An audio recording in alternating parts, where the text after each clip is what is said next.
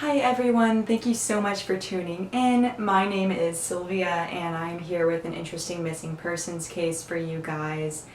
This is actually like the stuff of nightmares. I'm not joking, I had a nightmare about it the other day while I was writing notes for this.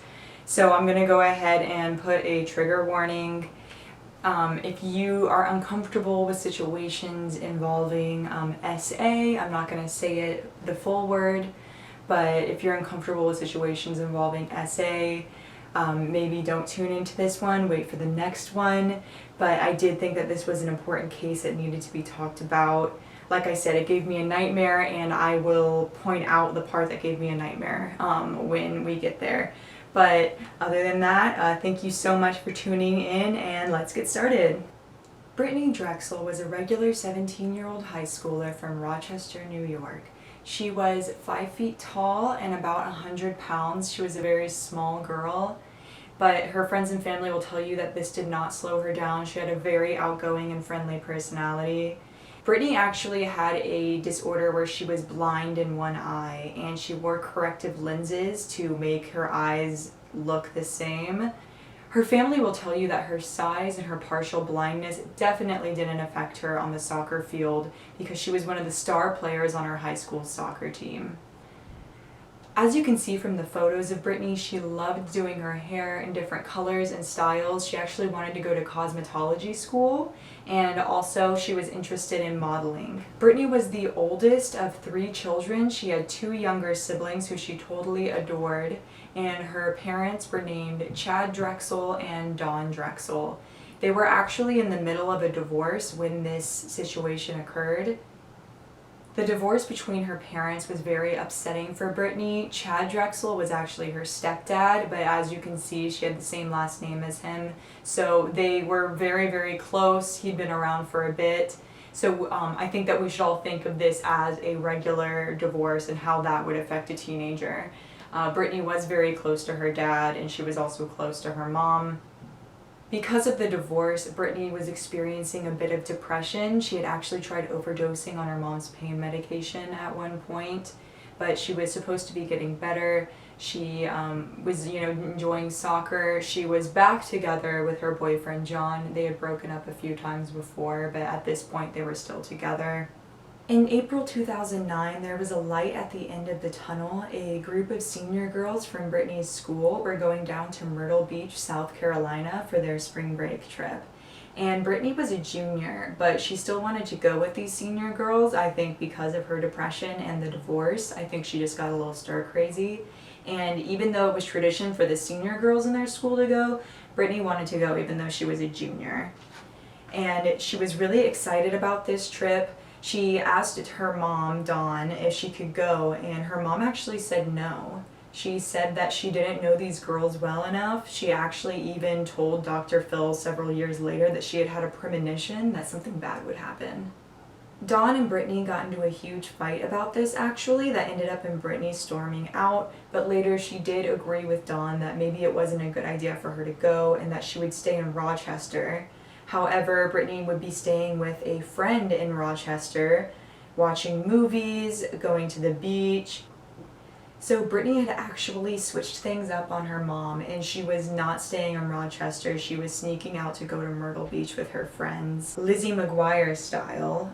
That was the movie, right? Where she was like in Rome for a school trip and she like snuck out with this guy and like became a pop star. I don't know. I actually wasn't allowed to watch that movie because my dad said that it was a bad influence because she ran away with a guy and didn't tell anybody where she was going. He was like, never do that. And April 22nd was the last day that Dawn would see her daughter. So Brittanee starts the 13-hour drive down to Myrtle Beach with her senior friends. Their names are Alana and Jennifer. Myrtle Beach has a huge party scene.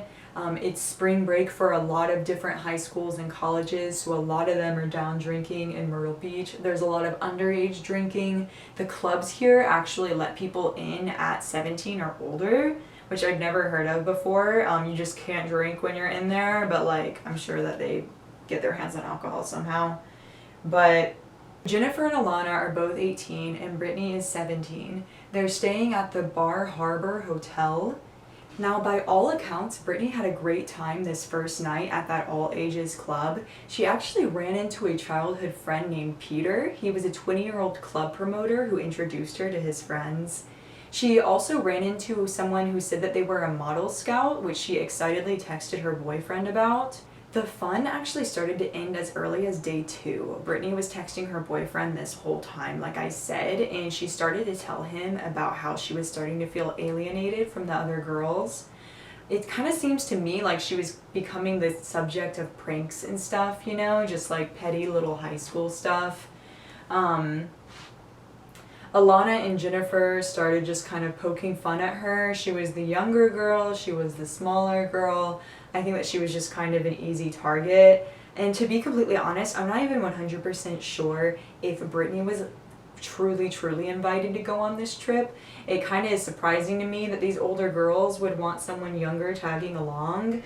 It might have been one of those things, you know, where they're like, yeah, you can come if you want, but Brittanee took that seriously and actually came. Again, I'm not sure, I don't know, but I do know that day 2 they started to not get along anymore.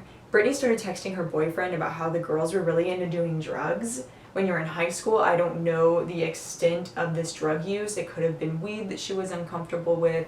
They could have been doing pills, or they could have been doing something a little bit more serious like coke or ecstasy. I'm not 100% sure. I know that there was this one story that was kind of going around that Brittanee was sitting on one of those like Murphy beds that goes out of the wall, and one of the girls pressed the button so that it would like spring back up into the wall and she would be like trapped in the wall. So starting day 2, Brittanee started to spend a lot of time alone. She would go to restaurants by herself, she would go to the beach. Brittanee was so lonely that she even asked one guy on the strip if he could walk her home one of the nights, which he immediately reported to police once he saw that she had gone missing, and he was cleared as a suspect. She was also hanging out with Peter and his friends. So Brittanee was no longer getting along with Alana and Jennifer, and she instead started hanging out with Peter and his friends.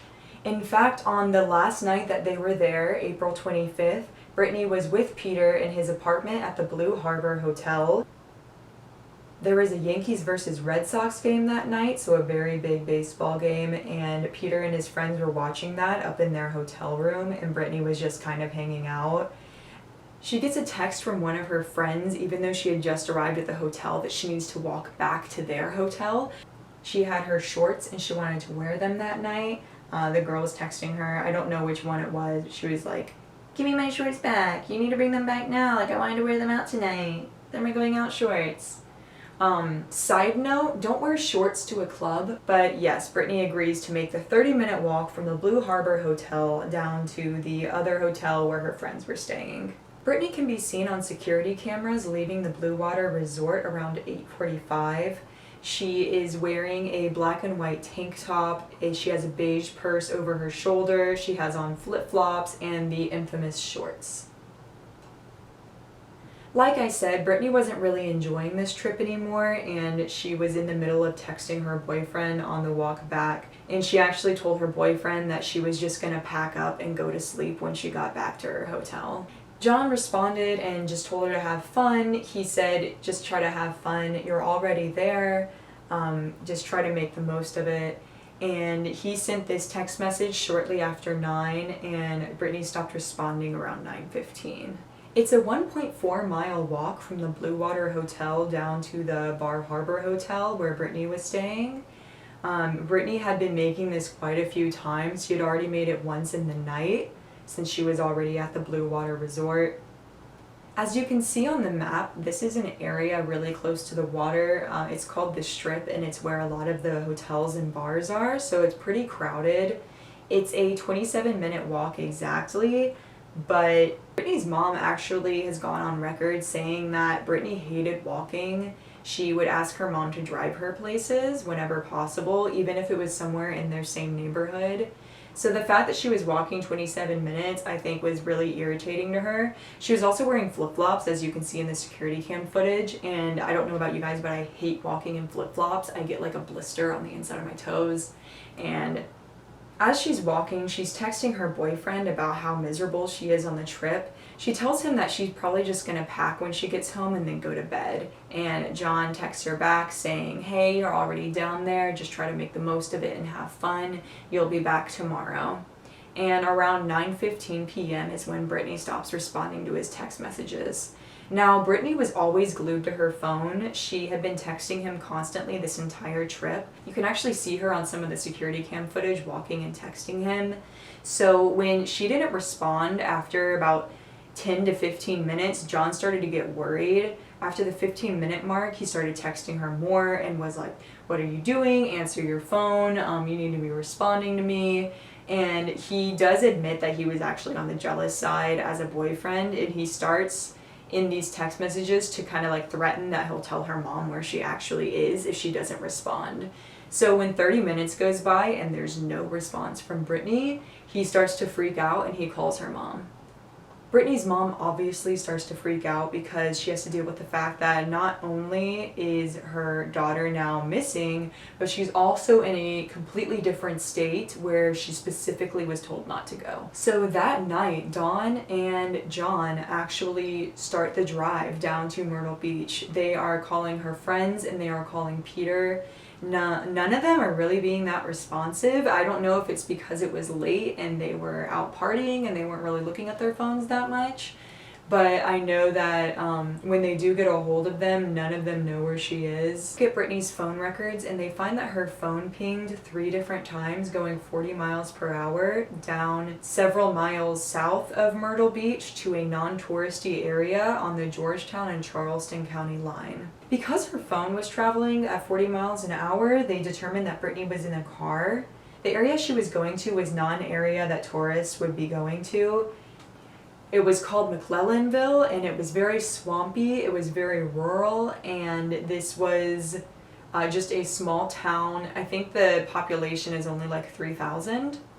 But yeah, McClellanville is just swampy, it's filled with trees and fields, it's a very rough terrain. There was nothing left at the scene, there was really no leads. It's a pretty crowded strip. But the area she was taken was kind of poorly lit near a parking lot. The police were able to determine that she was taken in a 15-minute time frame in a less than 2-mile stretch of road. Now something kind of shady happens that night. Peter and his friends quickly check out of their hotel room at 2 a.m. They leave a bunch of their stuff, they don't even bother picking up their security deposit, and they just immediately start the drive back to New York. Now, when he was later interviewed, Peter said that they picked up their stuff so quickly and started to drive back at the weird hour because the next day was Sunday and they knew that that would be the highest traffic day because everybody would be traveling home. So the fact that they were going to be doing a 13-hour drive, they thought it was best to leave at 2 a.m. There were also some reports that one of the parents found out that their kids were down there and they, like Brittanee, had also lied about going. So that was a big reason why they had to leave as quickly as they did. A lot of people think that Peter is shady because he got a lawyer as soon as he got back to New York. But at the same time, a lot of people actually recommend to get a lawyer if you're potentially implicated in a missing persons case because you don't want to be interrogated and them to get you to say something that you don't want to say. There's actually a whole series about this called The Confession Tapes on Netflix. Now, Alana and Jennifer are also not being very cooperative with police. They get back up to New York and they don't really say anything. There's really no leads until 2016 when a jailhouse confession changes everything. Taquan Brown was in jail in the Myrtle Beach area, serving a life sentence for an unrelated manslaughter charge. Taquan Brown actually says that back in 2009, he saw Brittanee in a stash house in McClellanville. Basically, a stash house is where people store drugs and money. Taquan was in the stash house because he was meeting the dad, Sean Taylor, and he also said that Deshaun Taylor had gotten a blonde girl and was showing her off to make money. This was Brittanee. Taquan said that he was picking up money on 4 separate occasions and he saw Brittanee in the stash house. Taquan said that Brittanee had a black eye and it was pretty clear that she was being held against her will. He said that he would see her in a room with about 8 to 12 other men. I'll let you guys fill in the blanks. The last day that Taquan was at the stash house, he said that he was standing in the front yard and Brittanee had escaped out the back of the house. He saw her run, but then Deshaun caught up to her, pistol whipped her, and brought her back inside the house, where Taquan then heard 2 gunshots. In 2019, Taquan continued speaking to the FBI. He told WHEC TV that he did assume that Brittanee had gotten killed that first time when he heard the gunshots, but he actually saw Brittanee 5 days later on the road. I don't know if this was alone or if it was with people. And then he says he saw her another time after that at a man named Nate's house. He didn't want to give another name. He was at this guy named Nate's house and he saw Brittanee there as well. He said that she had 2 black eyes and she was sitting in a chair in the living room and she was clearly drugged. He continued to hang around and went on a walk with his friend. When he came back to Nate's house, he could see that everybody was in the backyard with Brittanee and she was shot twice with a shotgun. Taquan and his friend quickly turned around so that they wouldn't be implicated in the crime. And according to Taquan, they took Brittanee's body and threw her in this place called the Pit. This is a pit filled with alligators in the McClellan swampy area. Like I said, this area is extremely swampy. It's filled with alligators, wild boar, bobcats, poisonous snakes. This is not an area that a human wants to be in unless they're like Steve Irwin. Even if Brittanee wasn't thrown to the gators, other wildlife would devour her body and any evidence that she was ever there within the first day. WHAM reported that police went down there with scent dogs and they were able to pick up on Brittanee's scent in that swampy McClellanville area. This story is also partially corroborated by other people who ran in that same group. Taquan Brown was mostly speaking in code names, but he did name 2 men outright, and that was Timothy Deshaun Taylor and his father, Sean Taylor. They have very similar names.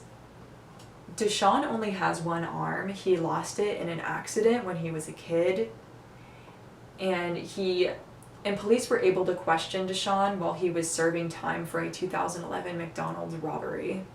When Deshaun was questioned about Brittanee, he said he didn't know her and he had never seen her before. He said that all he knew about her was from what he'd seen on the FBI missing persons reports. So Deshaun served time for this 2011 robbery, but actually in spring 2021, he was let out on probation. So Deshaun is currently a free man. And in 2010, about a year after Brittanee was taken, a 20-year-old woman was walking near the Blue Harbor Hotel when a van pulled up beside her, the door slid open, and 2 men ran out, tried to grab her. She fought them off and elbowed one in the face, and they jumped back into the car and drove off. This 20-year-old woman picked out Sean Taylor from a lineup. Fully proven, but it's possible that Deshaun was the getaway driver for this, just like he was with the robbery. So the FBI has confirmed that Brittanee was most likely sex trafficked, killed, and then fed to alligators. Brittanee's parents have been extremely involved in her search. Chad said that at one point he was handing out flyers with Brittanee's face on them to drivers in the Myrtle Beach area. He said that one car pulled up and there was a 1-armed man driving and there were 2 men sitting in the back. He managed to stop the car and gave them a flyer and said that he was the stepfather of Brittanee Drexel, a girl who had recently gone missing. According to Chad, these 2 men in the back kind of started snickering, and the driver grabbed the paper out of his hand, crumbled it up, and then threw it on the ground and drove off. Chad later told the FBI about this, and they said yes, that was Deshaun Taylor. A few years after that, there was also a pair of knockoff Prada sunglasses found in that same swamp, and the police think that they're unrelated to the case. In late 2019, said stash house was burned to the ground, destroying any possible evidence of Brittanee's abduction and a number of unrelated drug crimes.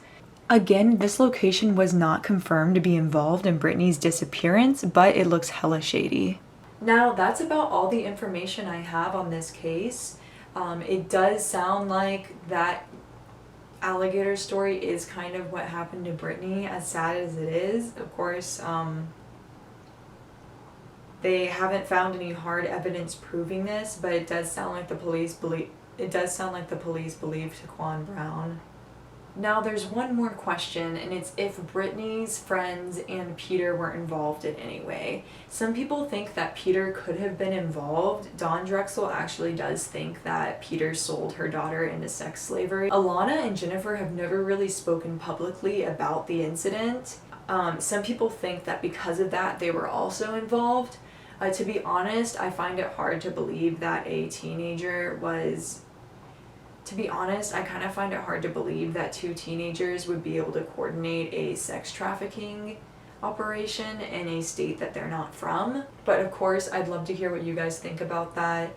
Dawn Drexel has since moved to Myrtle Beach so that she can be more involved in the search for her daughter. She has also since remarried. I'd love to hear your opinions on this story since it is unsolved. Please comment them below. I'll try to read every comment. Me personally, I do think it's pretty clear that Brittanee was abducted while she was walking, whether it was by the Taylors or not. Unfortunately, I think Brittanee is no longer with us. She could possibly be held as a slave somewhere. But I do think it's pretty clear that somebody abducted her while she was walking along the strip.